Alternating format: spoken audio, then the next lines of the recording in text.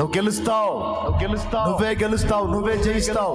నువ్వు నా బిడ్డవే, నిన్నెవడో గెలవలేడు. గెలిచినట్టు కనబడిన వాడు ఓడిపోక తప్పదు. అంతిమ విజయం నీదే, అంతిమ విజయం నీదే, అంతిమ విజయం నీదే. యూదా గోత్రపు సింహం పిల్లవి నువ్వు.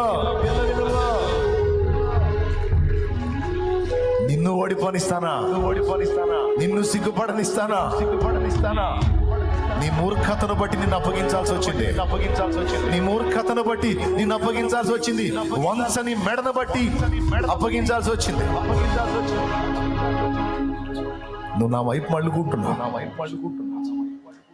నువ్వు పశ్చాత్తాపడుతున్నావు, దుఃఖపడుతున్నావు, నువ్వు ఆలోచిస్తున్నావు. నాకు తెలుసు.